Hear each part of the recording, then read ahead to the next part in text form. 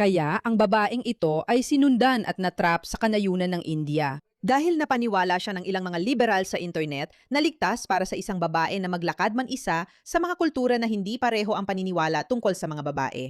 Ngayon, kapag pinag-uusapan natin ang India, malinaw na pinag-uusapan natin ang bilyon-bilyong tao, maraming iba't ibang kultura at paniniwala. At hindi ito totoo sa bawat bahagi ng India. Pero sa ilang lugar, ang mga lalaki ay maaring talagang problema. At sinasabi ko yan based sa sarili kong karanasan. Hindi ko kailanman gugustuhin pag-usapan ang nangyari sa akin sa India dahil isa yon sa pinaka-traumatikong pangyayari sa buhay ko. Pero ibang usapan na yon. Panuuri natin ang nangyari sa kanya. Sinusundan ako ng lalaki yun. Umalis ka. Lubayan mo ako. Sa totoo lang, parang sawa na ako kay India. Sa tingin ko, aalis na lang ako. Ilang sandali lang ang nakalipas. Pinapaka-nervyos talaga ako ng lalaking to. Ang bagal ko tumakbo kasi ayokong nasa likod ko siya. At humihinto lang siya sa pagpadyak paminsan-minsan. Sige, lalampasan ko na lang siya at tignan natin kung anong mangyayari. Kita mo, para sa akin, yung katotohanang may babae kang puti na bihira sa ilang lugar sa kanayunan ng India. Hindi ito karaniwan na nakikita nila, na medyo mapangahas manamit na maaring kakaiba rin sa mga lugar na ito. At iniisip niya na pwede lang siyang maglakad-lakad mag-isa. Akala niya lubos siyang protektado. Ayos lang ang lahat, ipinapakita lang nito kung gaano kalala ang katangahan ng lipunan ngayon. Na ang mga tao ay talagang iniisip na dahil sa ilang lugar lang, at hindi naman marami sa kanluran, pwede kang magbihis ng ganoon at hindi ito ituturing na kakaiba, ay hindi ibig sabihin na ganoon din sa lahat ng lugar na pupuntahan mo. At oo, halos sigurado akong 100% na tinitingnan ng lalaking ito ang babae bilang isang sexual na bagay dahil sa itsura niya at kung sino siya. At siya ay usang dayuhan, at kakaiba siya, at natatangyon, at maganda siya at napapansin yun ng lalaki. At sa hindi malamang dahilan, iniisip talaga niya na pwede siyang maglakad-lakad sa ganitong lugar, suot ang ganyang damit, at magiging ligtas siya dahil may nagpakumbinsi sa kanya na ganoon nga. Pero hindi yun ang totoo. Hindi ka basta-basta pumapasok sa isang kultura na may ibang pananaw tungkol sa pananamit at itsura ng mga babae at iisipin mong pwede mang dalhin ang iyong mga pamantayang kanluranin at matatanggap yon ng lahat. Ibig kong sabihin, tingnan mo ang nangyayari sa kanluran. Sa kanluran, hindi makalabas ang mga babae nang hindi sila tinatrato ng masama ng mga dayuhan.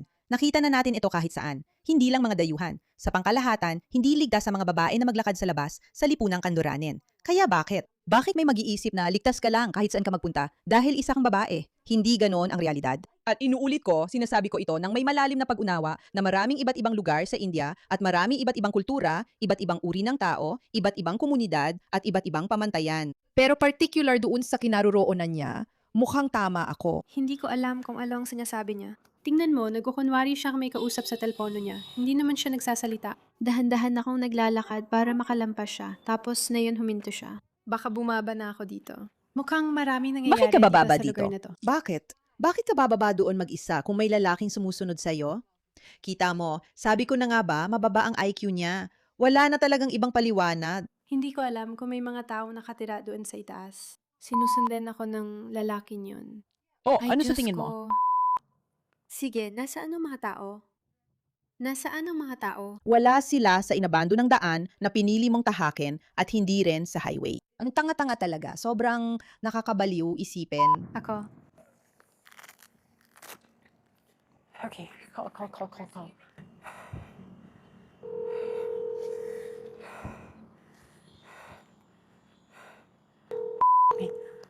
Ibig ko sabihin, tingnan mo, sa tingin ko, tanga siya. Pero naaawa rin ako sa kanya. Nakakatakot talaga ang ganitong sitwasyon. Hindi talaga masaya na sinusundan ka sa isang lugar na hindi mo alam kung nasaan ka. Hindi ko sinusubukang maliitin yon. Isa yung kakilakilabot, nakakatakot na karanasan. At naaawa talaga ako sa kanya. Pero, tanga pa rin siya. Why? Sinusundan mo ako. Sinundan mo ako. Oo, syempre, sinusundan ka niya. Kunan mo ng screenshot. Kunan mo ng screenshot.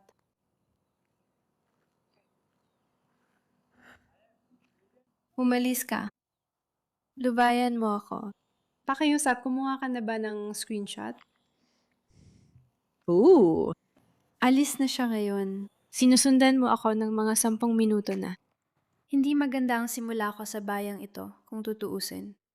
Sa totoo lang, parang sawa na ako sa India. Sa tingin ko, aalis na lang ako. Yung mga lalaki dito ay may kakaiba talaga sa kanila. Kailangan ko na talagang umalis dito ngayon. Sawa na ako sa dumi ng baka sa kalsada. Sawa na ako sa kalat na kung saan-saan. Ibig kong sabihin, tingnan mo yung basura na yan. Nakakadiri talaga. Kumuha ako ng visa na 1 taon dahil gusto ko talagang pumunta dito at alam mo na maglibot sa buong India. Sa puntong ito, ayoko na nga manatili dito ng 2 linggo. Sige, bilang isang taong nakapunta na sa India. By the way, narito ang isang komento mula sa isang tao. Lumayas ka sa India, ikaw na nakakadiring puting pokpok. Ayaw namin ng katulad mo dito. Tingnan mo, bilang isang taong nakapunta na sa India, kailangan kong sabihin ito, may mga India na sobrang bait at kamangha-mangha. Pero ilan sa mga pinakamasasamang karanasan ko sa paglalakbay ay nangyari sa ilang lugar sa India. Ilan sa mga pinakamagagandang lugar na napuntahan ko at ilan din sa mga pinakanakakadiring lugar. At ganun talaga, yan ang nangyayari kapag may napakalaking lungsod na may 2 bilyong tao. Alam mo ba, magkakaroon talaga ng pagkakaiba-iba sa mga taong makikita mo. At alam ko na marami tayong mga taga-subaybay na Indian dito.